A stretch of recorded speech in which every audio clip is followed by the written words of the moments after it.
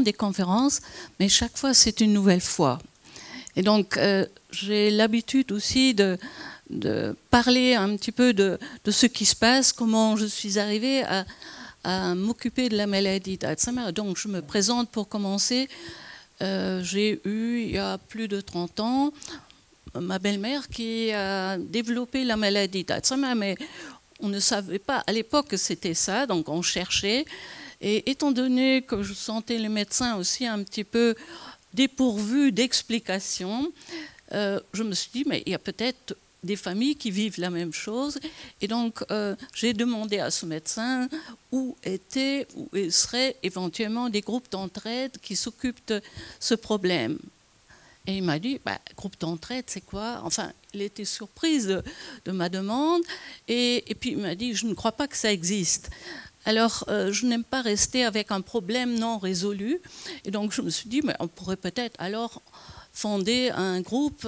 Et elle était tout à fait partante. Et tout ça, ça s'est passé à l'hôpital Le Péry, à Liège. À l'époque, c'était le haut lieu des diagnostics de la maladie d'Alzheimer et les autres formes de démence. C'était un hôpital qui soignait toutes les pathologies dont pouvaient être atteintes les personnes du grand âge. Donc c'était très spécial. Cet hôpital existe toujours. Et puis finalement, de fil en aiguille, comme on dit, eh bien, ce groupe s'est étendu et puis sans avoir fait un plan de carrière, mais je suis toujours là. Et je dois dire, mon expérience d'avoir été aidante, d'avoir vu aussi toutes ces tourmentes que la maladie provoque dans la famille, évidemment, colore toujours aujourd'hui encore mon discours et m'influence aussi dans ma vision du monde, même si j'ai une formation en psychologie sociale, mais vous voyez, j'aime bien les choses concrètes et c'est pour ça aussi je propose la réflexion qui est très basique et qui veut aider les personnes qui sont sur le terrain, qui vivent les choses. Et très souvent, je prends un terme qui est peut-être un peu comique, je dis je m'adresse aux 3 P. Les personnes patientes concernées par la maladie d'Alzheimer, les proches, les aidants, et les troisièmes sont les professionnels de l'accompagnement des soins. Et donc, je suppose qu'ici, dans la salle, il y a des familles. Est-ce que je peux vous demander qui est professionnel des soins et d'accompagnement? Levez les mains pour qu'on voit un petit peu. Oui, bienvenue. Et il y a des aides familiales parmi vous? Non? Parce que ça, c'est une profession que j'adore. Parce que ce sont souvent des personnes qui interviennent quand la famille n'en peut plus et n'est pas encore dans les soins médicaux, mais plus dans l'accompagnement au quotidien. Alors, je vais commencer et vous parler donc mieux comprendre et mieux vivre la maladie, parce que je pense que c'est important de vraiment savoir ce que c'est la maladie. Et je ne vais pas m'appliquer à parler dans un jargon médical académique, mais plutôt essayer d'utiliser les mots que tout le monde peut utiliser. Et surtout, je suis prête à répondre à vos questions pour que vous repartiez avec quelque chose qui vous réjouit ou qui vous rassure ou qui vous informe d'une manière utile. Est-ce que ça vous convient? Oui? Ça peut aller? D'accord. Alors, on va commencer, hein, voilà. Mais je jette un coup d'œil pour voir le public en même temps, mais j'ai ici mon assistant. Je suis vraiment gâtée aujourd'hui. Donc, en fait, on peut parler de la maladie d'Alzheimer comme une forme des démences, parce qu'il y a plusieurs formes, et il y a même des formes dont on parle très très peu. Mais en fait, les démences, c'est une catégorie de maladies qui ont trait à une dysfonction du cerveau pour différentes raisons. Notre cerveau, évidemment, est un organe ou une partie du corps extrêmement importante, puisque c'est lui qui nous permet de nous comporter, d'agir, de comprendre, etc. Donc, quand cette partie du corps ne fonctionne pas, ça va avoir des conséquences sur tout notre comportement, mais aussi sur notre vie et évidemment aussi sur ceux et celles qui vivent avec nous. Alors, il y a différentes formes de démence et dans ce tableau, vous voyez clairement que c'est la maladie d'Alzheimer qui sont les cas les plus nombreux, mais il y a d'autres cas aussi. Et il y en a une que vous connaissez sans doute aussi, la démence vasculaire, qui dans le temps, on l'appelait l'artériosclérose.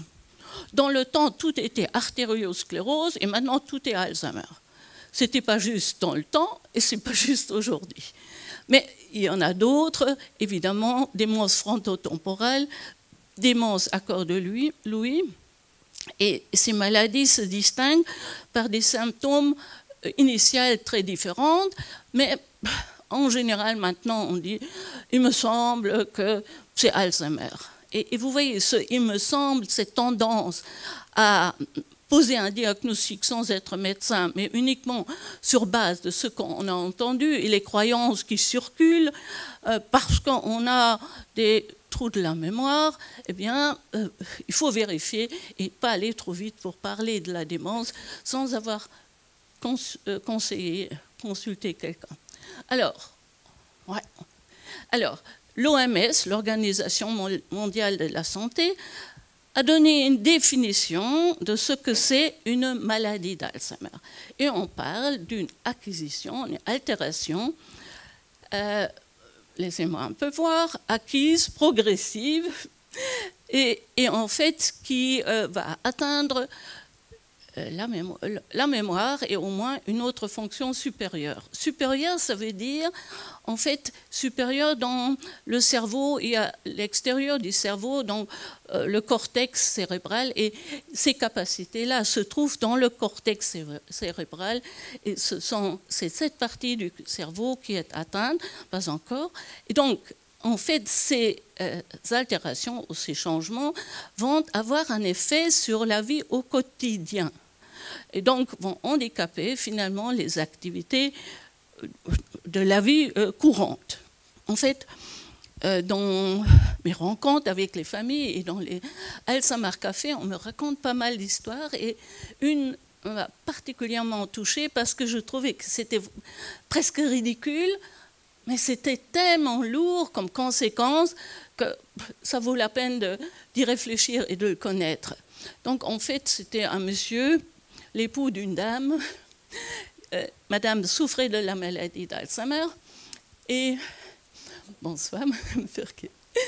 Et monsieur avait pendant les achats profité d'une promotion. Il avait acheté un tube de dentifrice parce que ça manquait.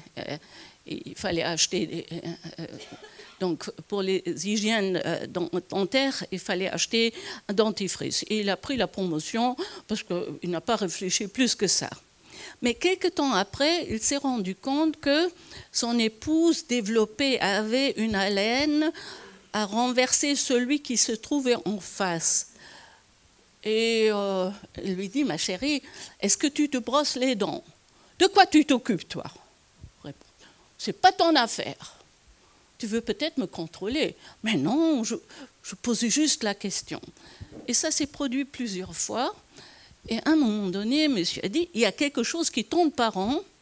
Et donc, il a observé son épouse qui se dirigeait vers la salle de bain, qui se mettait face au lavabo, qui prenait sa brosse à dents, et elle prenait le dentifrice, le tube, et puis elle chipotait, comme on dit à Liège, pour l'ouvrir.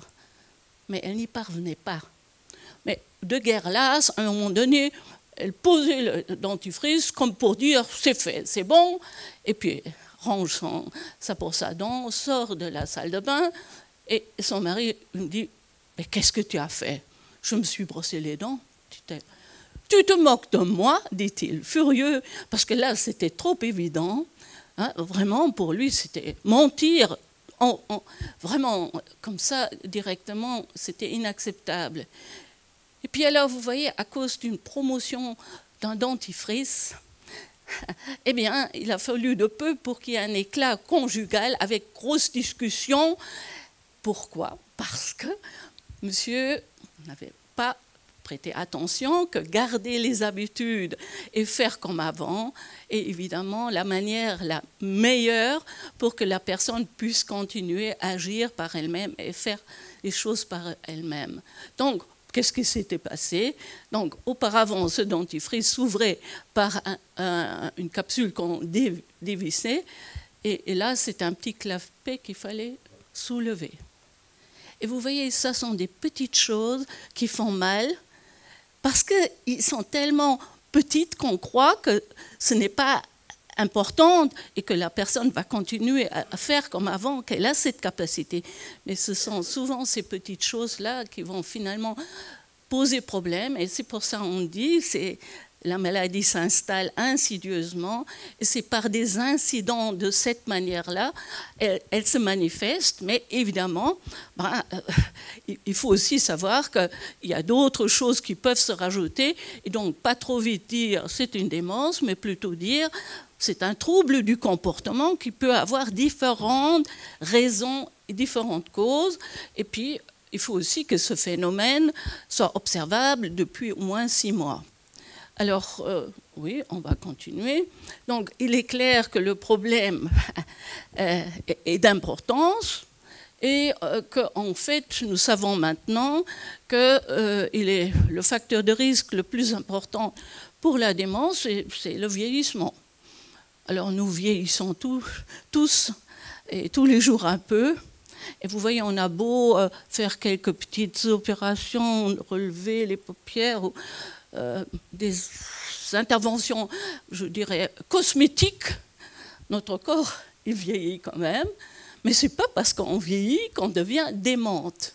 Et vous voyez, la grande différence ou la grande importance, c'est de comprendre que la maladie d'Alzheimer n'est pas un vieillissement normal.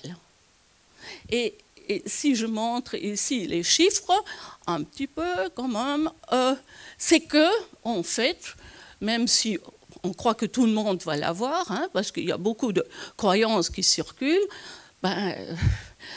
ici en Belgique, il y a plus ou moins 210 000 personnes qui sont atteintes. Nous sommes combien d'habitants en Belgique?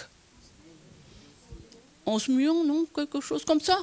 Alors, 11 millions moins 210 000, ça fait combien? Ça fait beaucoup. Donc, il n'est pas possible que toutes les personnes chez qui on observe certaines choses, qu'elles soient atteintes d'une maladie d'Alzheimer. Et il est quand même bon à savoir, pour ne pas trop vite soulever ce nom-là, de se dire qu'il y a probablement d'autres pathologies qu'il faut écarter avant qu'on arrive au constat d'une démence. Donc, il faut poser un diagnostic différentiel. Important. Et donc, il faut connaître ce que c'est une démence et une autre pathologie qui pourrait être une grosse dépression, un dysfonctionnement de la glande thyroïde, un déséquilibre hormonal. Toutes ces choses-là peuvent produire les mêmes symptômes et qu'on peut traiter pour que les choses deviennent plus ou moins comme avant. Or, une démence, et ça vous le savez sans doute, eh bien, c'est incurable actuellement et personnellement, je préfère vous raconter que demain, il y aura un traitement, mais non, il n'en aura pas. Et c'est pour ça que c'est important qu'on arrive à considérer la maladie d'Alzheimer comme une maladie plutôt chronique à laquelle il faut apprendre à vivre avec, que de se rêver d'une guérison soudaine ou immédiate, puisqu'on n'a même pas encore un marqueur biologique, quoiqu'il est dans le pipeline, et je vous en parlerai après. Donc ici, vous voyez des chiffres, une personne toutes les 3 secondes dans le monde, et aussi, les chiffres, je vous ai dit, ça a même un peu augmenté, c'est 210 et plus 192. Il faudrait que je change ça. Mais c'est quand même impressionnant. Et donc, retenez bien que ce n'est pas parce que j'ai des troubles de la mémoire que je vais commencer une maladie d'Alzheimer. Et en fait, je vais peut-être insister davantage parce que les troubles de la mémoire, c'est vraiment un dysfonctionnement. Mais autrement, nous avons tous des trous de mémoire. C'est autre chose. Hein. Ça commence par les mêmes lettres, mais c'est très différent. Vous savez, mes petits-enfants ont des trous de mémoire quand ils n'ont pas envie de faire leurs devoirs. ils ont oublié alors cahier de classe ou autre chose. Nous avons des trous de mémoire parce que nous, les femmes, on croit pouvoir faire 3 choses à la fois, n'est-ce pas? Et puis, une des 3 n'est quand même pas parfaitement réussie. Donc, finalement, nous sommes très exigeants avec nous-mêmes, mais nous avons tous donc des trous de mémoire plus ou moins libres et parfois aussi intentionnels. C'est autre chose que des troubles de la mémoire qui sont causés par l'impossibilité de rappeler des choses que nous avons encodées 1, 2, 3 et qui se trouvent ici tout au fond de notre cerveau et qui sont bien casées et qui représentent les mémoires anciennes, la mémoire ancienne. Et quand il y a une maladie d'Alzheimer, on a probablement des trous de mémoire comme tout le monde, mais on a aussi des troubles de la mémoire. Et ces troubles vont empêcher notamment cette dame qui ne se souvient plus et qui est dérangée, stressée parce que le mari l'observe et n'arrive plus à se servir ou se mobiliser pour enlever le capsule pour se brosser les dents. Vous voyez la différence. Donc ces troubles de la mémoire peuvent aussi entraîner la personne à ne plus offrir un bouquet de fleurs. Je me souviens d'un monsieur qui était hospitalisé au Péri et qui, chaque année, jour d'anniversaire de mariage, offrait à son épouse un bouquet de roses et chaque fois une rose de plus. Et depuis qu'il a la maladie d'Alzheimer, il oubliait. Alors, oublier une fois, c'est bon, mais encore une fois. Et puis, vous voyez, tout doucement, dans l'esprit de madame, il n'y avait pas seulement l'oubli, mais il y avait comme une inquiétude. Il oublie, mais est-ce qu'il m'aime encore? Donc, vous voyez, il y a aussi des associations qu'on fait, parce que quand on est triste ou on est déçu, on pourrait éventuellement dire que la maladie entraîne aussi l'amour qu'on a l'un pour l'autre. Et c'est un autre problème auquel il faut être attentif, parce qu'il faut absolument que cette relation tienne le coup. Est-ce que j'arrive toujours à me faire comprendre? Oui, hein, c'est important. Alors, qu'est-ce qu'on a maintenant? Estimation pour le domicile. Donc, contrairement à ce qu'on pourrait croire, la majorité des personnes qui vivent avec une maladie d'Alzheimer, une démence, vivent au domicile. Et alors, ils sont accompagnés, et c'est presque une obligation, parce que les personnes qui vivent seules, leur diagnostic va être retardé parce que personne observe ou voit les petits dysfonctionnements qui illustrent un peu le début de la maladie.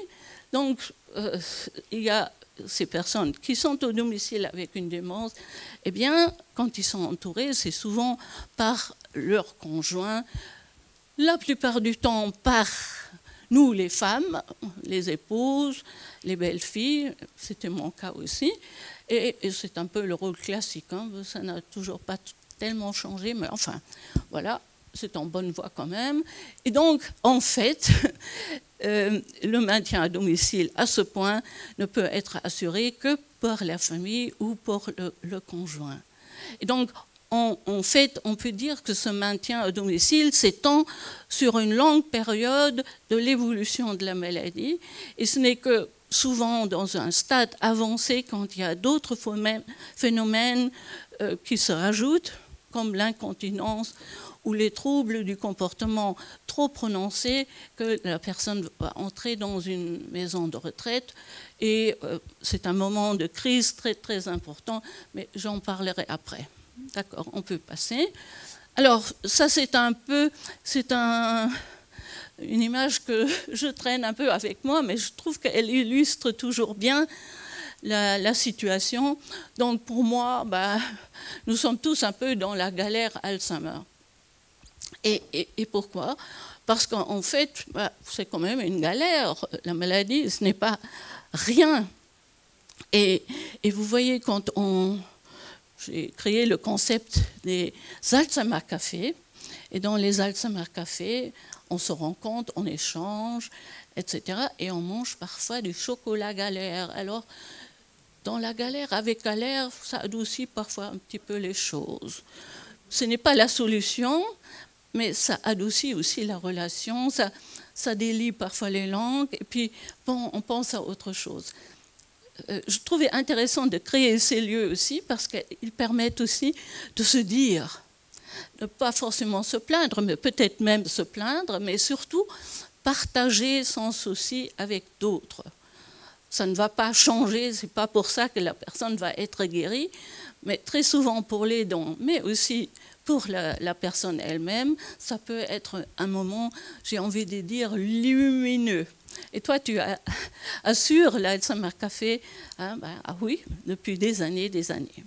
Donc, nous avons ici des dépliants qui vous informent sur tout ce qu'il fait dans la province de Liège. Alors ici, donc dans la galère, pas seulement galère le chocolat, mais la personne elle-même, le conjoint, les enfants, les professionnels et la société. Et là, j'ai envie de rendre hommage à Madame Firquet, avec laquelle nous avons aujourd'hui signé est-ce que c'est un contrat moral, on peut dire ça, hein?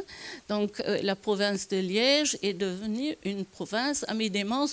Et je suis immensément ravie de voir le cadre que je vous ai offert et qui montre que, finalement, à travers la province, c'est un autre support que les villes à mi-démence et les Alzheimer Café, mais ça montre aussi, ça donne de la visibilité aux initiatives que nous faisons et que nous faisons ensemble.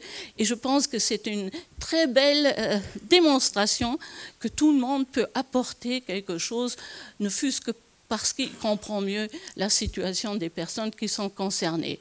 Donc vous voyez, on peut dire, mais la province aussi dans la galère avec galère. Vous êtes d'accord? D'accord, allez, on va passer. Alors, ce qui est intéressant quand même, savoir un petit peu de quoi je parle et surtout aussi la maladie d'Alzheimer, comment est-ce qu'elle commence et qu'est-ce qui la signifie typiquement. Donc il y a 3 symptômes qui sont connus.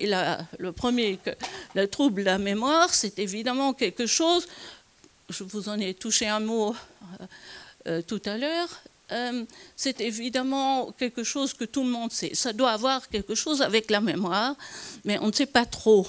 Et en fait, on peut dire maintenant, en connaissance de cause, que c'est la mémoire immédiate, ici et maintenant, qui est atteinte et pas la mémoire ancienne.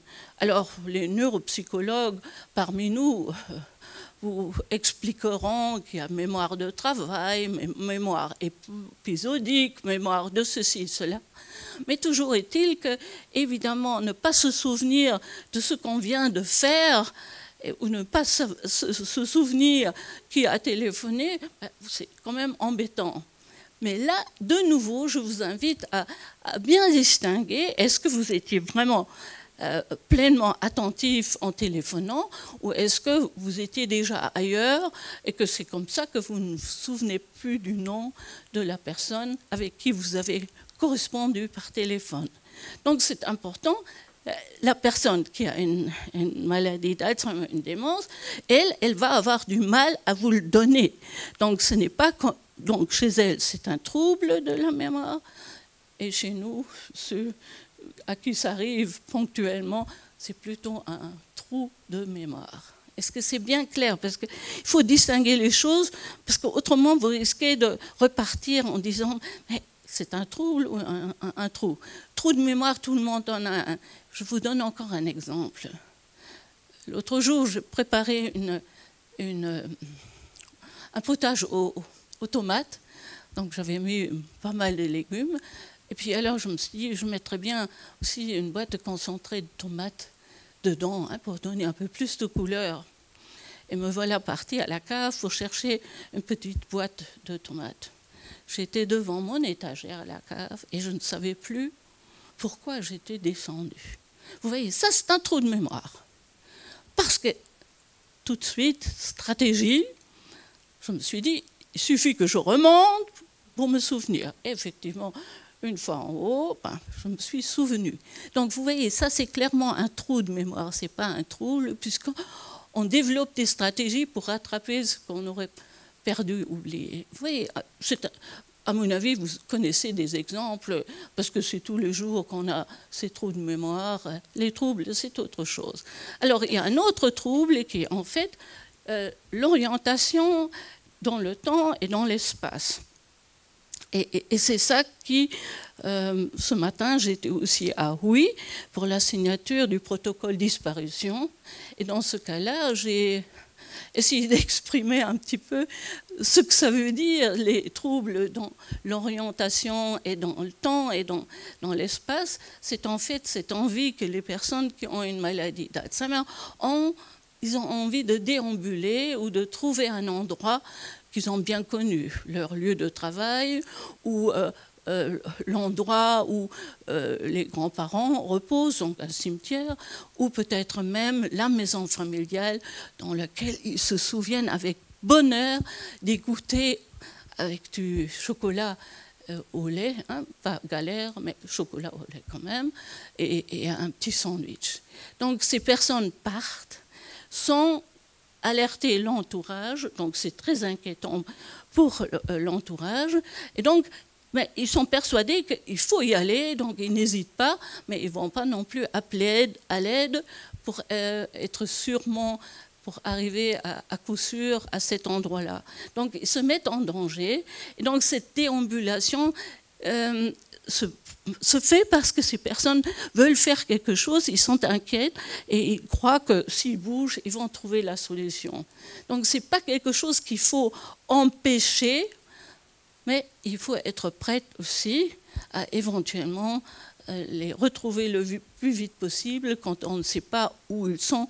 C'est compliqué et c'est pour ça le protocole disparition. Et là aussi, j'ai des dépliants qui s'y rapportent.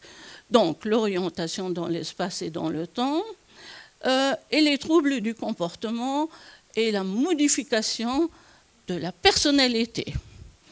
Ben oui, parce que ces personnes, forcément, ils ne sont plus comme avant, parce qu'ils ne peuvent plus se comporter, ils ne peuvent plus remplir leur rôle, leur fonction comme avant, donc forcément, ils sont perçus comme quelqu'un d'autre.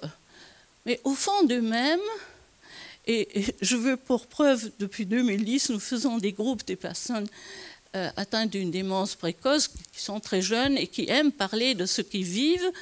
Eh bien, ils nous disent qu'ils se sentent très malheureux au début de la maladie. Ils sont très conscients, pas de tout, mais quand même. Et ils cherchent à trouver, à être encore aimables avec l'entourage, mais ils ne maîtrisent plus toutes leurs réflexions, toutes leurs émotions. Ils ne mesurent pas toujours la démarche, si elle est bonne, si elle est choquante pour l'autre. Et donc, ils évoquent chez les personnes avec qui ils vivent ou là où ils sont, bien, parfois un étonnement parce qu'ils ne sont plus comme avant. Mais ils sentent encore eux. Mais ils ne doivent en aucun cas être considérés comme leur maladie. Ce restent des personnes. Et je me souviens à l'hôpital de Péry, combien de fois j'étais surpris en me promenant qu'un monsieur, par exemple, se précipitait sur moi en voulant me dire bonjour, probablement, mais il vient près de moi brusquement et il me dit « t'es bien coiffée ». Mais je ne l'étais plus, évidemment, puisque, bon. Mais il avait besoin de me dire « c'est de ça que je parle ». Et ça, c'est intéressant de savoir, parce qu'en fait, ces personnes ne sont pas sûres d'être compris par les autres. Ils ont le sentiment qu'ils sont plus pris au sérieux, franchement, et donc ils essayent de prendre des mesures pour se faire comprendre. Et donc, c'est un peu comme un enfant qui ne parle plus, il dit « c'est ça que je veux », il le mange. Eh bien là, j'avais compris, mais je ne l'étais plus. Et puis alors je me suis dit « mais est-ce que je vais me fâcher? Est-ce que je vais être triste ?» Parce que je n'étais plus trop coiffée. Et puis je me suis dit « mais tu connais la maladie ?» Mais malgré tout, j'ai envie de vous dire que tous les jours, c'est surprenant de vivre avec ces personnes-là et qu'on ne peut pas dire « allez, ça va aller, ça va aller ». Il y a des hauts et des bas et c'est comme ça. Il y a aussi des jours avec et sans. Et pour les dents ou pour le soignant, eh bien, c'est quand même relativement rude et il faut être bien solide ou être entouré par d'autres qui au moins écoutent l'aidant pour qu'il puisse un peu se décharger. Parce que décharger ses soucis, c'est se sentir un peu plus léger aussi. Hein. Voilà. Alors, les 3 symptômes, et quelque chose qui illustre assez bien l'évolution de la maladie, qui s'installe, donc, comme je vous disais, insidieusement, eh bien, c'est un peu comme un voyage ou un trajet qu'on fait, peut-être en voiture, peut-être à vélo, peut-être à pied, mais toujours est-il que la route n'est pas commode, hein, vraiment pas. Elle est sinueuse, elle est glissante, il y a des chutes de pierres qui représentent un peu toutes ces difficultés au quotidien qui peuvent se présenter et qui sont imprévisibles, hein, chutes de pierres. Combien de fois je me suis dit, mais qu'est-ce qui va m'arriver encore? Vous voyez, c'est pas toujours facile. Et puis alors, c'est un sens unique. Et puis là, le feu multicolore, on a l'impression d'avoir plus souvent le feu rouge que le feu vert. Et le feu rouge, stop. On semble bloqué. Alors, comment débloquer? Vous voyez, il y a des aidants qui m'ont dit, vous voyez, quand papa ou maman me demande 36 fois, est-ce que nous sommes bien mardi aujourd'hui? Et j'ai répondu, non, c'est jeudi. Eh bien, à un moment donné, je suis épuisée, il faut que j'arrête l'affaire. Et j'ai opté maintenant, pas pour lui dire, tu me l'as déjà dit, demander 36 fois, mais je vais plutôt sortir. Et quand elle ne me voit pas, elle arrête de poser les questions, parce qu'elle ne parle pas au mur.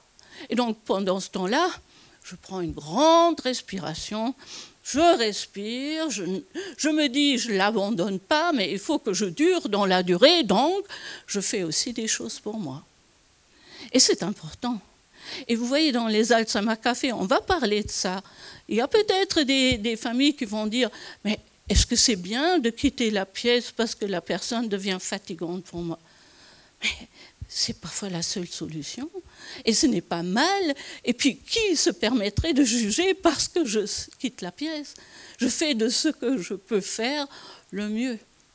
Et vous voyez, c'est vraiment une route qui est rude et surprenante. Et je vous garantis, avec ma belle-mère, mais on a aussi parfois vraiment ri de bon cœur. Et ri ensemble. Hein. Je n'ai pas ri d'elle, mais elle m'a fait rire et puis elle a ri aussi. Et pourtant, au tout début de notre relation, j'avais l'impression que c'était une autorité qui me faisait peur. Autant dire, c'était un peu un dragon pour moi. Et puis, avec la maladie, au miracle, j'ai pu tourner la page, il n'y avait plus de compte à régler, elle m'avait fait mal, je lui avais peut-être aussi fait mal. On ne parlait plus de ça. On parlait de ce qu'était la vie et que finalement, on était heureuse de se voir. Et à l'époque, c'est vrai, elle n'était plus chez nous, elle était entrée dans une maison de retraite, donc j'étais plus libre aussi et j'étais sans doute aussi plus disponible à être aimable. Je pouvais me concentrer le temps de cette visite à elle et lui faire des câlins ou uniquement se regarder. Le regard, c'est important. Voilà le chemin. Alors, les effets de la maladie, bon, pour la personne, comme je vous disais, au début, je pense que ces personnes sentent qu'ils entrent ou ils sont sur des sables mouvants, ils perdent pied un petit peu, et ils sont très, très soucieux de maintenir leur autonomie. Or, ici, je dis que la maladie, puisqu'elle est irréversible, va avoir un effet sur l'autonomie, mais aussi sur l'indépendance de la personne.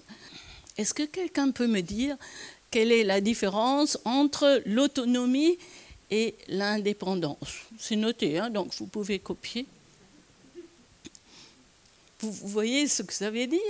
En fait, l'autonomie, c'est notre capacité de décider pour nous-mêmes. Donc, même si mon mari, je l'aime bien, mais s'il me dirait tous les jours quelle couleur de vêtements je devrais mettre, je crois que mon amour serait un peu effrité. Parce qu'en fait, avec quel droit, même s'il m'aime, peut-il me dire ce que je dois mettre ou pas? Vous voyez, avoir le choix pour les choses, le choix vestimentaire, alimentaire, etc., émane de notre identité, de nous. Et nous n'avons pas forcément, même avec des personnes qui nous sont proches, nous ne partageons pas forcément les mêmes choix.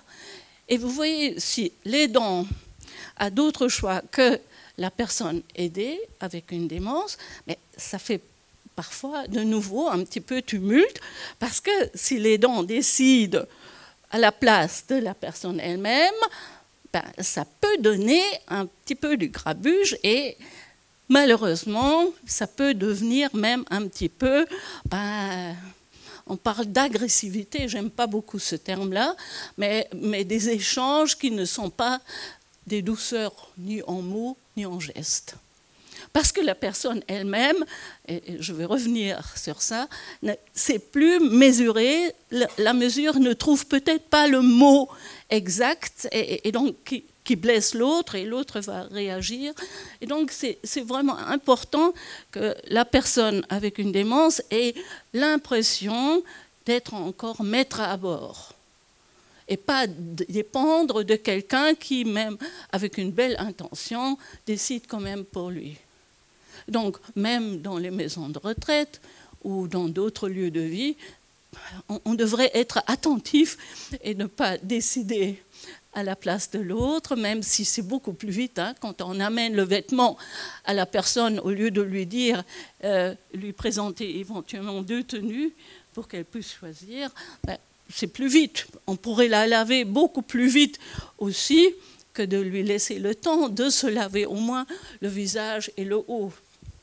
Mais on croit bien faire, mais on est en train de réduire l'autonomie aussi, l'indépendance de la personne.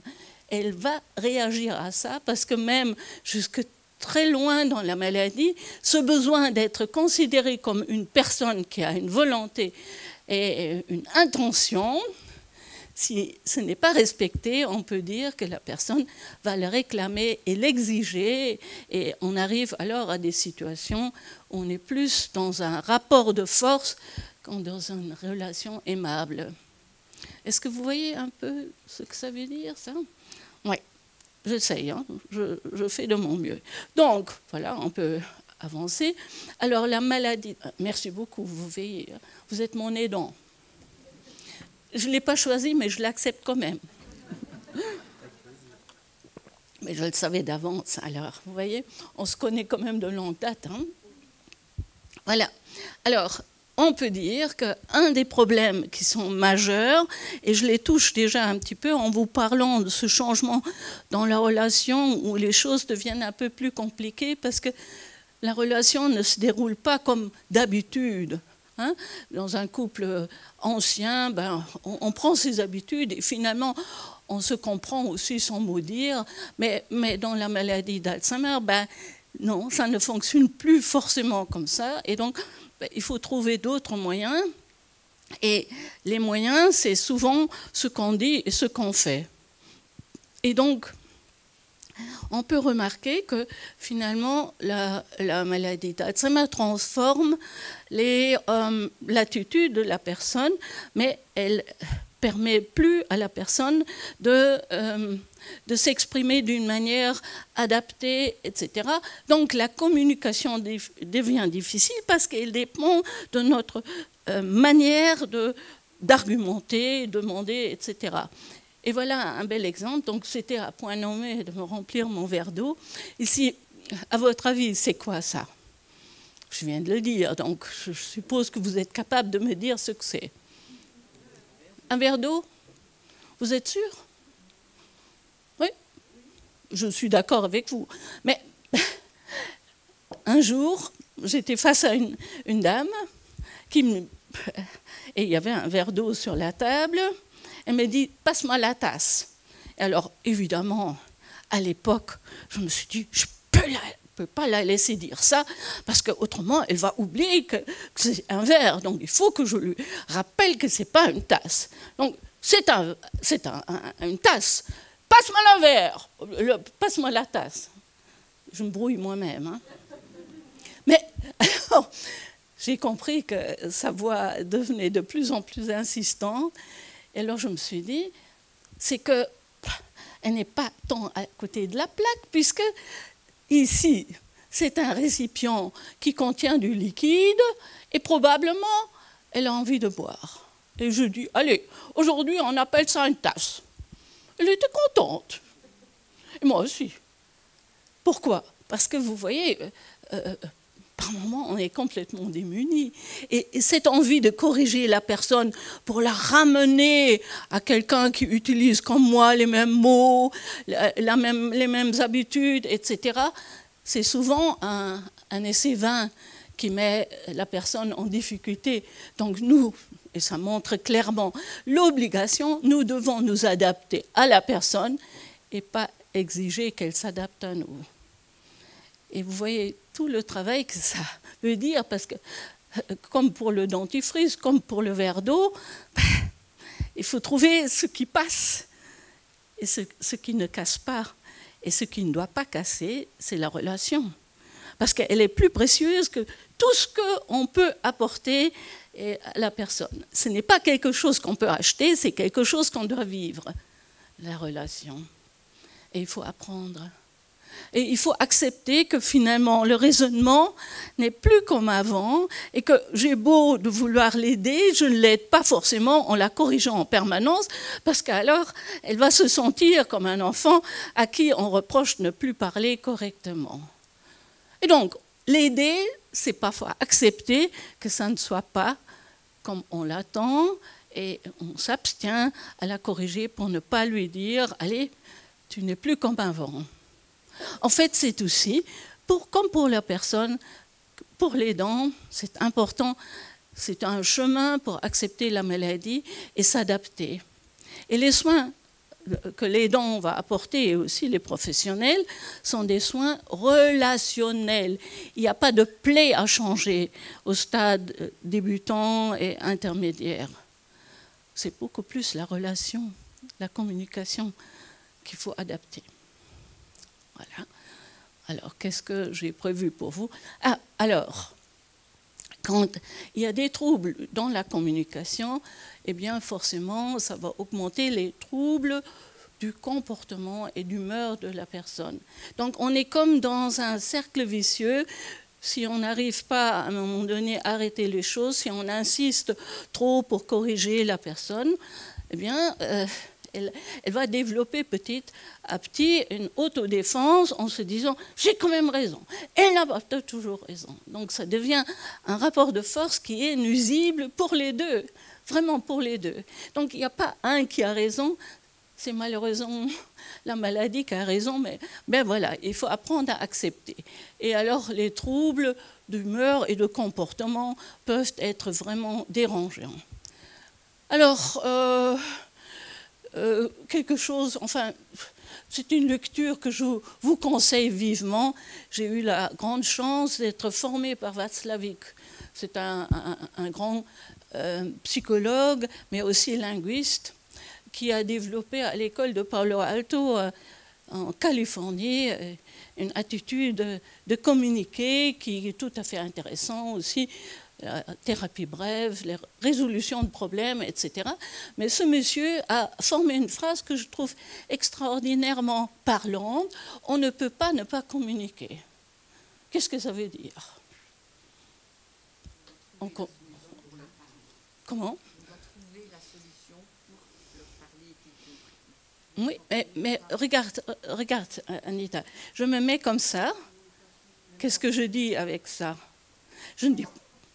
Enfin, je ne parle pas, mais je dis, j'attends quelque chose, non? Vous n'avez pas l'impression que je suis en train d'attendre quelque chose, que vous me dites quelque chose?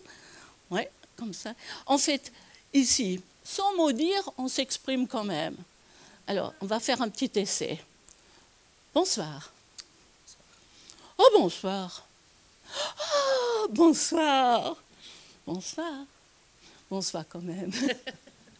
Est-ce que vous sentez qu'à travers ma voix, je donne le ton de la relation, du genre de relation que je veux entamer avec vous? Et donc, quand vous voyez le matin à votre lieu de travail quelqu'un qui passe et qui dit « Bonjour, bonjour », vous avez l'impression qu'il se réjouit de vous voir? Donc, en fait, ce que Václavic veut dire, tout est communication. Même ma transpiration est communication. Le pas, mon pas, c'est communication. Ma belle-mère me disait toujours que je marchais comme une machine à coudre. Tac, tac, tac, tac, tac, tac, comme ça. Et alors, je me suis abstenue de changer le rythme pour qu'elle me reconnaisse. Ah ah! Et donc, je ne devais plus m'étonner.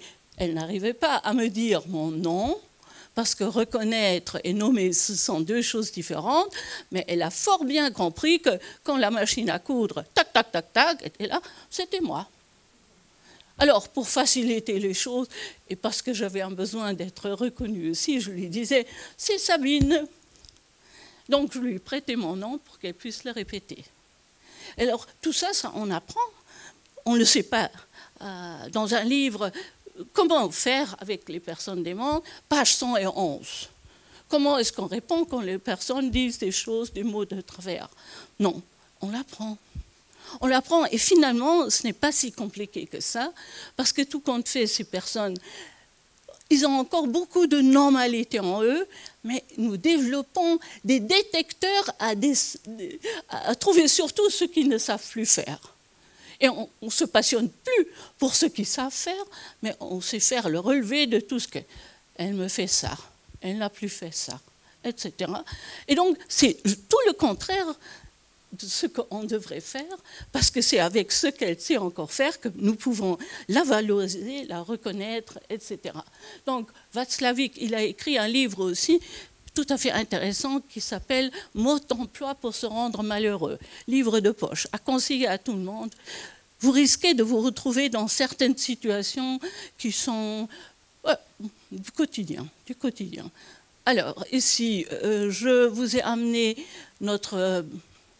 comment on appelle best-of, c'est les 10 commandements, comment communiquer avec une personne, quelle attitude il faut développer. Vous pouvez trouver ça aussi sur notre site, et s'il vous faut une affiche pour les professionnels, vous pouvez nous le signaler et on vous le fait parvenir. Alors, comment se faire comprendre? Eh bien, l'importance des 10 commandements, donc c'est ce que je vous ai montré, mais je ne vais pas trop dans les détails, je préfère avancer. Le corps parle, mais oui, quand on a chaud, quand on est capable de s'adapter à l'autre, et quand on claque les dents, est-ce qu'on est prête à avoir de la patience pour laisser dire la personne qui a du mal à formuler les mots? Bon, donc, tout ça veut dire aussi que nous avons des attitudes à prendre pour que ça marche mieux. Alors, plutôt oui, mais, ça arrive assez couramment. Les familles nous racontent que mon mari me fait des propositions vraiment bizarres. Tout d'un coup, il a envie de faire ça et c'est franchement impossible. Qu'est-ce que je dois faire? On se pose la question, hein, Alzheimer Café.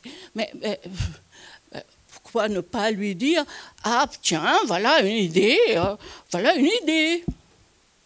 Mais on va peut-être la voir plus tard. Donc d'abord, accepter que cette idée soit dite, sans pour autant dire qu'elle est saugrenue et irréalisable, mais ensuite dire « mais un peu plus tard, peut-être ». Vous voyez? Et c'est possible, parce que très souvent, ces personnes ont le sentiment qu'on leur refuse tout par sécurité, par précaution. Donc dès qu'ils disent quelque chose, souvent on dit « c'est pas le bon moment, laisse-moi faire, j'arriverai mieux que toi » ou « ne te fatigue pas, je le fais ». L'autonomie, hop, l'indépendance, hop, et on s'étonne que la personne n'a plus envie de parler, s'exprimer, s'investir. Et alors on commence à dire « vous voyez, il est inerte. Il ne fait plus rien. Il semble songeur. Mais je ne sais pas s'il ne faut pas l'animer. » Et du coup, on s'intéresse à des exercices, même par Internet, comment ranimer, entretenir les capacités restantes. Mais on ne se pose pas forcément la question si c'est le désir de la personne. Et puis, bon, quand ce sont des personnes très âgées, peut-être ont-ils envie aussi de penser à autre chose que d'être animés comme un petit lapin qu'on remonte et qui tape sur un tambour. Hein. C'est autre chose, c'est autre chose. Donc ici, il y a différentes choses, importance l'émotionnel plutôt que du rationnel.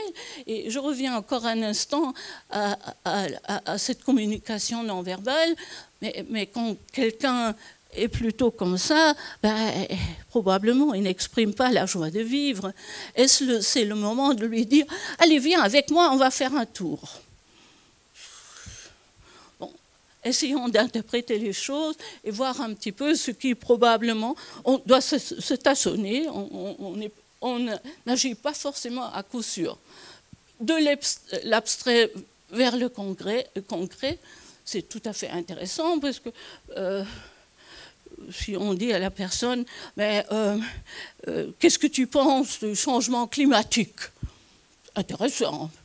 Mais pas forcément intéressant pour lui. Mais si on dit « As-tu bien chaud? Est-ce que tu as froid? Veux-tu un manteau en plus ?»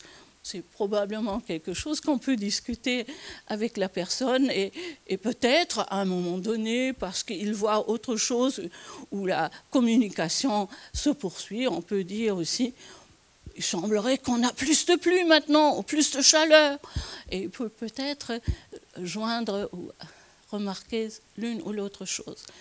Alors, du digital vers l'analogique, eh bien, il y a des personnes qui, très tard dans la maladie, arrivent encore à lire l'heure parce qu'on leur propose un cadran, aussi simple que ça, et pas un cadran digital où on note 20h30. Et la personne ne sait pas le lire. Vous voyez? Donc, intéressant.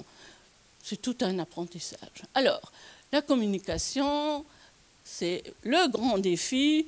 Donc, on a compris que le verbal, c'est du blabla. Et le blabla, c'est très peu, la partie très, très, très diminuée de la communication, puisque 90%, c'est du non-verbal. Et vous voyez, pour insister, j'ai dit 90%, c'est du verbal. Vous voyez, j'appuie. C'est comme un accélérateur. 90%. Ouais. Vous le saviez? 90%, c'est du non-verbal.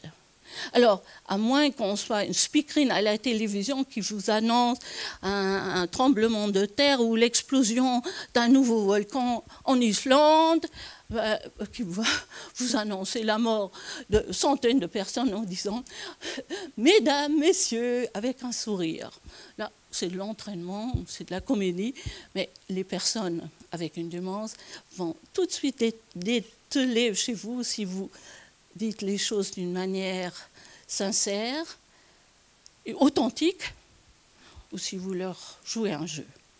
Ils ont des perceptions très fines à ce niveau-là. Bon, alors maintenant, comment communiquer, choisir le bon moment, parler, ça c'est un peu une répétition. Écoutez ces personnes. Écoutez, c'est un cadeau extraordinaire parce que très souvent on ne les écoute plus puisqu'on pense plus vite pour eux et on ne leur laisse pas forcément le temps. Et étant donné que par le vieillissement, on agit ou on réfléchit déjà plus lentement, la maladie se rajoute qui a un effet sur les troubles de la mémoire, eh bien ces personnes ont beaucoup plus de temps pour comprendre votre question, mais aussi pour réfléchir à une réponse. Or, très souvent, on n'a pas le temps. On prétend ne pas avoir le temps. Et à ce moment-là, ça prend peut-être du temps, mais si on veut vraiment que la personne participe, qu'elle donne une réponse, qu'elle participe à la réflexion, il faut bien lui laisser le temps. Le regard, tout ce que je vous ai déjà raconté d'un point de vue non verbal. Le silence est intéressant parce que c'est sans doute ça qui permet à la personne de prendre alors le temps de réfléchir et de répondre. Alors, combiner le verbal et le non-verbal, on l'a déjà parlé de ça. Alors, ce qui est en fait, c'est presque invraisemblable. Je préconise la normalité comme la manière ou le concept qui est le plus adapté pour ces personnes-là. Changer le moins possible, maintenir les habitudes, leur laisser un maximum de repères qui leur rassurent qu'ils sont au bon endroit, qu'ils sont bien la personne qu'ils sont, avec les possibilités qu'ils ont toujours eues.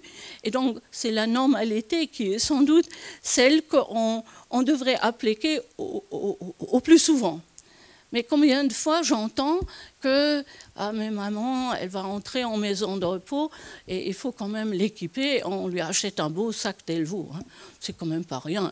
Parce que son vieux sac, ça, c'est rempli de petits bouts de papier, là, genre de confetti qu'elle a confectionné en déchirant des revues Point de Vue et d'autres.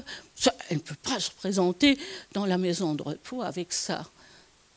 Monte pour, elle n'aime pas le sac Delvaux. Et elle réclame son sac avec le confetti dedans. Il est Boyton, il est ailleurs, il a été donné. Eh bien, ce n'est pas une bonne idée, ça. Et vous voyez, pour assurer quelqu'un, pour l'amener à un endroit inconnu, il exprime d'une certaine manière sa réticence, pourquoi ne lui donner pas une écharpe qu'il affectionne personnellement ou particulièrement? Pourquoi ne pas lui lui donner une image ou un objet qu'il aime particulièrement? Parce que nous, les dames, hein, on se promène avec des sacs pleins de breloques, là. C'est des talismans aussi, ça nous rassure aussi, ça nous distingue aussi par rapport à d'autres sacs, n'est-ce pas? Et pour ces personnes-là, on dit, il ne faut pas qu'ils soient embarrassés. Mais il est dépourvu de cette manière-là. Donc, donne-lui des éléments ou des choses qui lui permettent de dire « c'est bien moi, Jean, c'est bien moi, Sabine, et ce que j'ai en main, ça m'appartient, parce que tout cet équipement fait partie de mon identité. » Ça vous parle? Alors, ça c'est important, j'ai touché déjà un petit peu le fait que la personne qui vit seule, sans les dents, la maladie, son diagnostic va traîner et très souvent on avance, on est dans un stade fort avancé quand les personnes entrent en maison de retraite.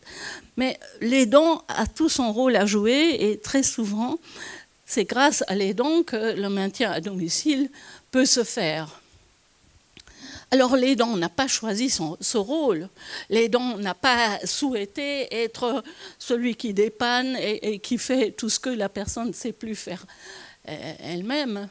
Donc l'aidant, il est forcé à accepter ce rôle et ça peut avoir des conséquences peut-être bénéfiques pour la personne, mais pour elle-même, ça peut être un grand problème, même un problème de santé. Il existe des études qui montrent que quand l'aidant a le choix d'être aidant ou pas, ou partiellement, eh bien, ils sont beaucoup moins susceptibles de devenir déprimés ou avoir une maladie qui est consécutive à la charge de travail que ce rôle d'aidant provoque. Donc, il serait intéressant que l'aidant, même s'il n'a pas toujours le choix, pense quand même de quelle manière il pourrait petit peu diminuer cette charge qu'il doit assurer pour éviter de craquer un jour parce que la charge est lourde et surtout c'est une véritable épreuve pour la relation qui le relie à la personne avec une démence. Donc ça, au mieux, ça serait un choix. Et donc nous proposons des formations pour les aidants. On l'appelle les cercles des aidants pour apprendre, connaître un maximum sur la maladie, sur son évolution, mais aussi pour se dire, mais est-ce que je suis vraiment... quand je ne pourrai plus ou quand je sens que mes forces me quittent, ben, comment est-ce que je pourrais faire en sorte que la personne soit bien prise en charge? Qui peut me remplacer ponctuellement? Comment puis-je faire? Alors, il y a des initiatives extraordinaires. Je me trouvais en Finlande et là, j'ai découvert, là, c'est vraiment la campagne, hein, eh bien, ils ont inventé ce qu'on appelle green care. Donc, c'est les soins verts. C'est bien, ça.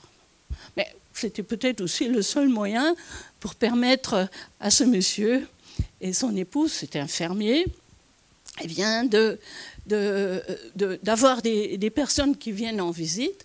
Donc là-bas, il n'y a pas des accueils de jour, mais l'assistante sociale qui s'appelle là-bas social nurse, elle avait proposé, mais il y a d'autres qui voudront peut-être découvrir la ferme, votre mari sera peut-être content de faire le guide, et moi je ferai le gâteau, dit l'épouse. Eh bien, une fois par mois, les personnes se réunissaient donc, dans cette ferme, et monsieur, chaque fois, faisait le même tour à travers la ferme. Mais personne ne s'est ennuyé parce qu'ils ne se souvenaient pas, les participants, d'avoir déjà fait le tour. Vous voyez, ça, c'est utiliser l'oubli comme un support qui facilite certaines choses. Vous voyez, ça, c'est un truc auquel on ne songe pas, mais ça peut être intéressant. Et je suis en train de faire en sorte, avec des femmes rurales, qui existe, c'est une association qui existe depuis plus de 100 ans, de mettre Green Care sur pied. Hein, mais les projets sont là, il faut maintenant le réaliser. Bon, alors, les dents, il y a beaucoup de choses à faire.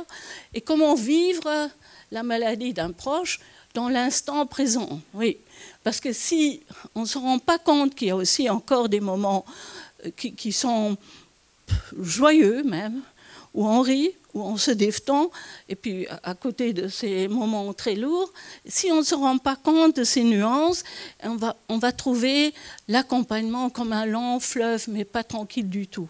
C'est comme cette lave qui s'étend et qui écrase les choses. La nature, là, en Islande, eh bien, la personne, si elle n'a pas l'impression qu'il y a aussi des moments où elle est reconnue, eh bien, elle va avoir le sentiment d'être très seule et ne pas tenir le coup.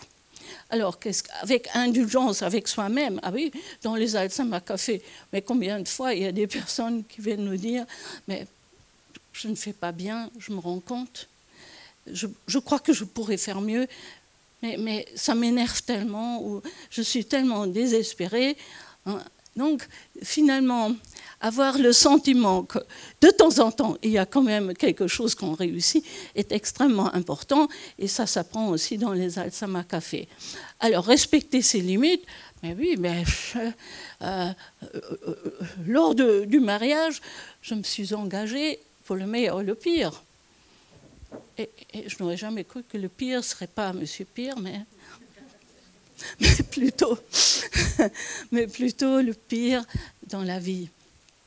Et donc, que ce soit une maladie et autre.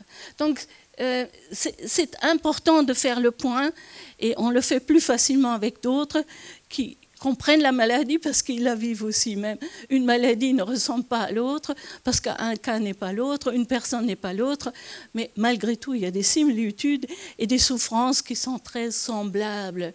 Et être parmi les personnes qui vivent la même chose, ça fait du bien. Voilà. Alors, c'est un peu une redite, être proactive, avoir quelqu'un sur qui on peut compter, avoir des amis. Et vous voyez, les familles nous disent parfois, les amis disparaissent, mais il y en a d'autres qui apparaissent. Et ça, c'est des vrais. Hein. Ça, on peut compter dessus. Parce qu'ils comprennent cette maladie, ils comprennent le rôle de l'aidant, ils comprennent aussi la personne elle-même. On avance gaiement. Et alors, maintenant, c'est un peu une vitrine de promotion, mais la promotion, c'est pas pour avoir quelque chose de votre part, mais pour être plus visible, comme dans la démarche cet après-midi. C'est faire connaître les choses qui existent, se faire connaître aussi pour ce qu'on fait, mais surtout essayer de trouver chez nous ce qui vous manque peut-être. Donc, Alzheimer, la Ligue Alzheimer, nous avons donc aide près de chez vous, c'est accompagner, informer, défendre et écouter. Je suppose qu'à travers les exemples que je vous ai donnés, vous avez pu estimer déjà un petit peu à quoi ça ressemble, écouter, informer. On ne va pas dramatiser les choses, on va être réalistement constructif. Donc pas optimiste, mais constructif quand même. Mais on ne sera certainement pas dans la plainte. Ou la plainte, on va peut-être l'adoucir en disant « je vais apprendre à aller mieux ». Alors, ici, ça c'est les Alzheimer Café, et pour ça, vous trouvez ici sur ce dépliant toutes les Alzheimer Café de la province et toutes les activités qu'on organise dans la province. Et alors, les conférences, cycle de conférences, et puis cette conférence est rajoutée à notre cycle et on le fait bien volontiers. Et alors, qu'est-ce qu'il y a d'autre ? Notre colloque, pardon, je crois que c'était juste avant. Donc, en avril, le 23 avril, cycle de conférences quand même.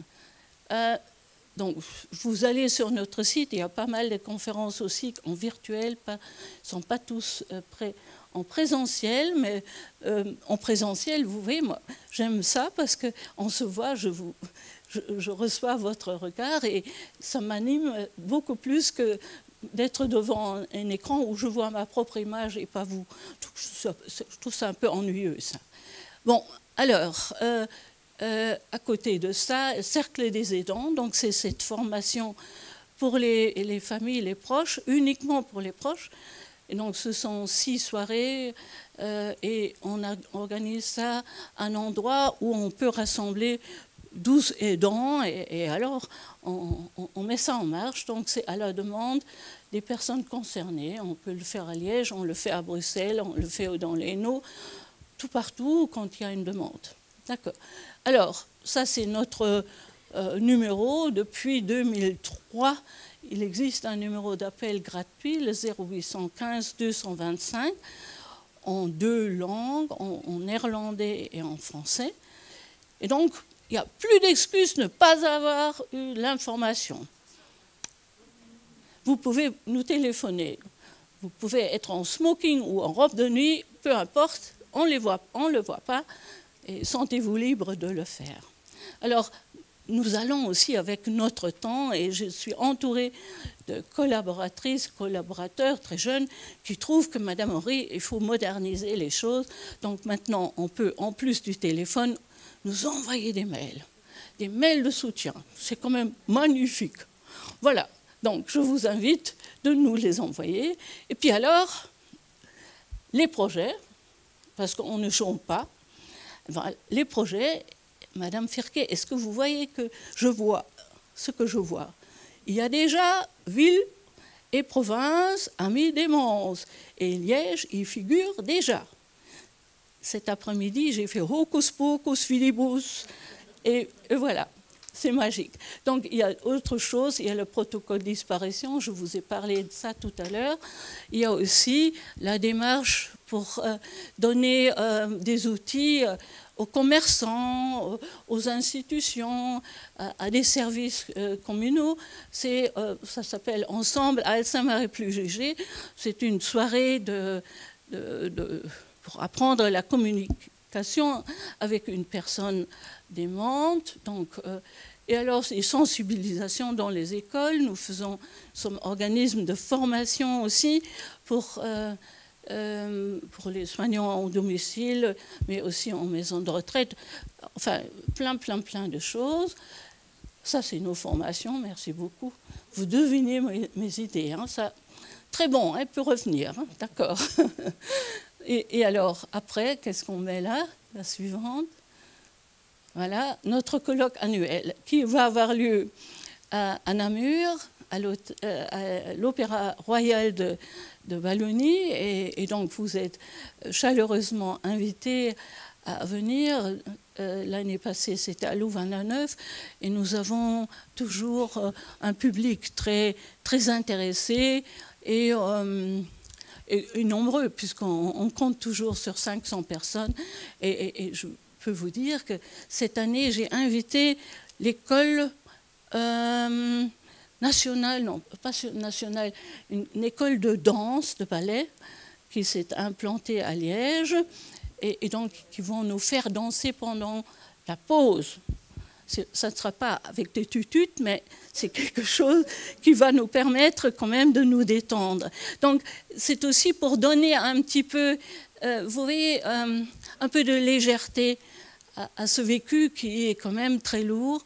Ce n'est pas pour oublier son rôle, mais peut-être pour se détendre quand même. Et je pense que c'est la bonne manière. En tout cas, chaque année, on essaye de faire ça aussi pour que vous vous sentiez bien, même si on est beaucoup plus nombreux que dans un Alzheimer Café où on est plus ou moins entre 10 et 20 personnes. Hein, donc c'est plus intime. Alors, maintenant, ah oui, ça je trouve c'est un très beau rappel. C'est une amie qui a formulé ça.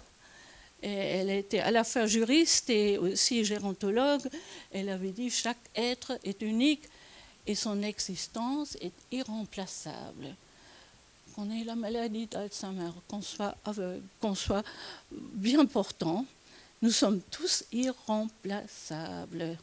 Et je pense que ça, c'est une belle vision du monde pour avoir l'élan et retrouver peut-être des forces pour se dire, allez, on va y arriver, il faut sans doute d'autres qui vont nous aider. C'est pour ça nous avons montré ici aussi différentes personnes. Seul, c'est souvent très, très, très, très lourd, mais on peut le faire à plusieurs.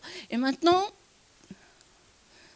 voilà, ça c'est encore un livre que je vous invite à lire, tout à fait intéressant, mais je vous le présente pour une autre raison. Donc, c'est Der alte König in seinem Exil, c'est un Autrichien qui a écrit ce livre et qui raconte son histoire d'aidant. Donc, ils étaient 4 enfants et il ne garde pas un très bon souvenir de son père qui était instituteur dans un village en Autriche, un petit peu isolé comme ça.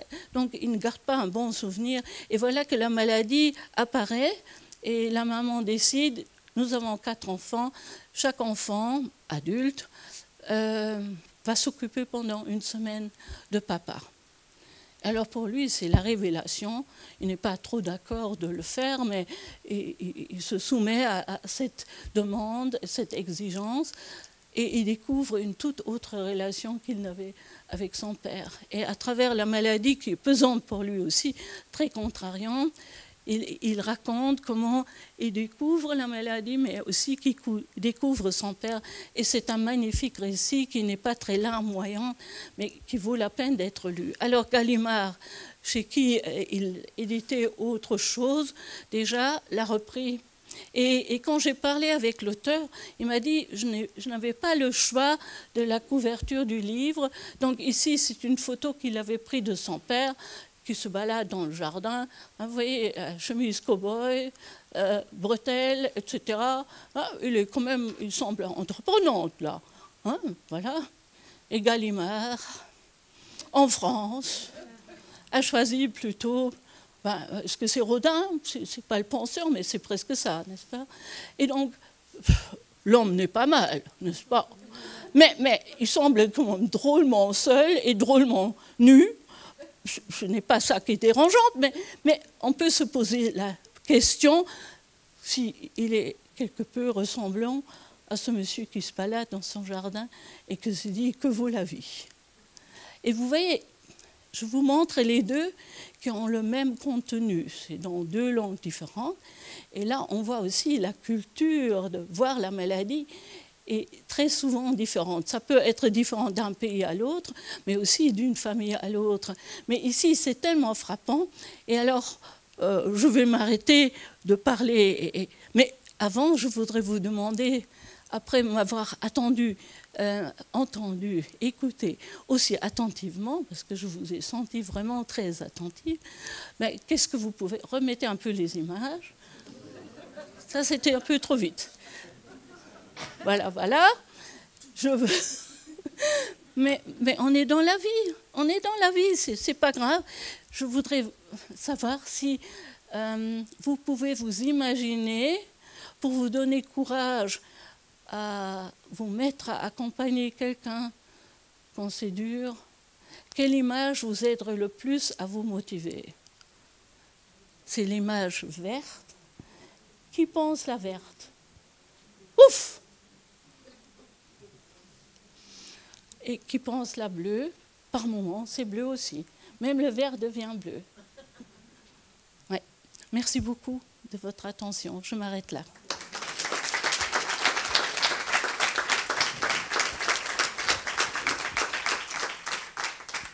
Comme d'habitude, on se retrouve pour notre fameux question-réponse. J'espère que ça vous a plu.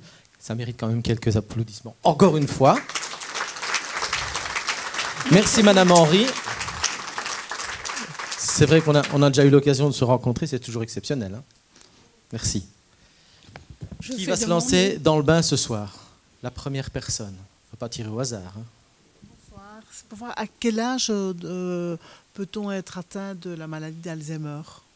À quel âge? Donc la majorité des personnes atteintes ou avec une démence sont des personnes du grand âge. Donc vous voyez, plus qu'on va dans la population des personnes âgées, plus qu'il y a de cas. Donc dans les tranches d'âge 80-90, il y a 30% des personnes atteintes. Mais 70% ne le sont pas. Rappelez-vous ça, hein? Maintenant, on peut, j'ai fait allusion tout à l'heure à des personnes avec une démence précoce. Il y a des cas qui sont connus et dans nos groupes de patients jeunes qu'on appelle les battants, parce qu'ils ne se battent pas entre eux, mais pour la cause aussi, eh bien, c'est entre 35 et 65 ans. Mais c'est sur tout le nombre... Tout à l'heure, je vous disais 210 000 personnes. Eh bien, il y a entre 10 et 12 000 personnes qui sont atteintes d'une démence précoce. Donc, c'est très rare, mais ça arrive. Et c'est probablement une forme familiale, ce qui n'est pas le cas pour la majorité. La majorité ne sont pas des cas familiaux, mais plutôt des hasards, si vous voulez. C'est des cas qui ne sont pas justifiés par une relation ou par le génétique, etc. Merci. Bonsoir. Vous disiez tout à l'heure un exemple d'un monsieur qui demandait quelque chose qui était impossible à sa femme et de lui répondre « oui, peut-être tout à l'heure ». Quand cette personne 50 fois vous demande la même chose et que vous lui dites « oui, on le fera, peut-être demain », et puis le lendemain qu'elle revient avec la même question, à un moment donné, il faut bien qu'on trouve une solution. Mais je pense... je ne sais pas si je m'exprime correctement. Voilà, ma maman, elle me dit tout le temps « je vais retourner chez moi ». Mais je dis « où chez toi ?» « Chez moi ». Mais je dis « chez toi, c'est ici ». « Mais non, chez moi ». Oui, mais elle ne savait pas voilà, dire alors si vous me permettez, je me mets un peu à votre place et je lui dirais, mais ton chez-soi, c'est chez tes parents? Ou je reprendrai le sujet et je la ferai parler autour de ça. Et j'irai peut-être chercher une photo, un album photo, en disant, c'est peut-être là que tu voudrais aller. Vous voyez, je n'évite pas le sujet qui est peut-être inconfortable, mais j'entre dans son... Et ça, on le fait, et chaque fois, elle dit, bah non, je ne connais pas ça. D'accord. Donc je lui dis, tu veux retourner un speech chez tes parents? Tu veux retourner un peu? Puis elle me dit, bah non, à l'arrêt. Ben, je dis, mais t'es ici à l'arrêt? Mais non. Et puis je lui ai montré des photos on a même été jusque chez ses parents. J'ai dit, c'est ici? Bah non, c'est pas ici. D'accord. Mais je pense que très souvent, quand on... Mais je ne critique pas votre attitude parce que, en fait, ça s'apprend et ça ne marche pas à coup sûr. Je vous ai donné cette piste-là plutôt pour dire tout n'est pas perdu et certaines choses vont. Et je suis persuadée que vous arrivez, même vous, dans votre rôle d'aidant, parce que je suppose que vous l'êtes, oui, eh bien, il y a des choses que, naturellement, que vous faites bien et qui fonctionnent. Mais il faut bien se dire que la maladie, c'est elle qui nous pose des problèmes. Et comme dans d'autres pathologies, on ne sait pas résorber ou supprimer les symptômes de toutes. Et c'est un symptôme, vous voyez. Et donc, on ne peut que l'atténuer. Et autrement, il faut apprendre à vivre avec et de temps en temps vous éloigner. C'est un petit peu dans l'exercice de ce rôle que vous allez apprendre, je pense, quand même aussi ce que vous pouvez faire et moins faire. Mais ça fait pas toujours, ce n'est pas toujours facile et on peut être très fatigué en faisant des efforts tout au long de la journée. Mais je pense aussi, il est parfois aidant de se dire, si j'étais à sa place, qu'est-ce que je voudrais dire quand je dis ça? Parce que vous voyez, très souvent face à ces personnes, on agit comme quelqu'un qui a toute sa tête, et vous l'avez, mais elle ne l'a plus. Et donc, si on attend des choses de la personne comme on l'attendrait de nous, ben ça ne va pas marcher. Ça ne va pas marcher. Et vous voyez, parfois, on trouve c'est si facile d'accepter, d'entendre, c'est bien jeudi et pas mardi, puisqu'elle le demande. Mais le cas s'est présenté à l'hôpital Le Péry, donc c'était une dame qui était à l'ascenseur au 4e étage et qui demandait à tous ceux qui passaient, mais est-ce mardi aujourd'hui? On lui disait, non, c'est jeudi. Mais ça ne la contendait pas, donc il y avait quelque chose qui lui manquait dans cette réponse. Et alors c'est une jeune apprentie, excusez-moi, une étudiante ou stagiaire, voilà, merci beaucoup, qui lui disait, quand elle lui avait demandé aussi, est-ce mardi aujourd'hui? Elle avait dit non, jeudi, mais elle recommence, mais qu'est-ce qui se passe mardi? Elle lui a demandé, oh, mais on doit partir avec maman au marché parce qu'elle va vendre les légumes du jardin et puis elle va m'offrir un petit pain au chocolat. Donc, voyez, madame, pensez à quelque chose. Un mardi, il y a 70 ans, et pour elle, c'était ce mardi-là, elle voulait en parler. Alors, cette jeune femme, elle lui a dit, venez avec moi, on va aller dans la salle de garde. Et il y avait des petits diseurs qui traînaient par là. Elle s'est assise, chacune a mangé, et c'était bon. Mais qu'est-ce que madame a fait ensuite? Devinez. Elle est retournée à l'ascenseur. Ben oui, parce qu'elle n'arrivait pas à enregistrer. Je vous dis, 1, 2, 3, le codage ne va plus que là. Et il est très vite effacé. Mais entre-temps, tout le monde jubilait en disant « Elle est partie !» et tu sais pourquoi elle est partie? Parce qu'on lui a demandé si c'était ce qui se passait mardi. Donc tout le monde était briefé, hein, c'est comme un feu de brousse, qu'il fallait dire ça. Eh bien, quand madame a dit « Est-ce mardi ?» « Ah, c'est mardi pour aller au village avec votre maman. » Ben oui, disait-elle, elle partait. Elle était contente. Donc, finalement, ce qui est important, et je vous raconte ça aussi pour que dans un Alzheimer Café ou avec d'autres, on apprend des choses.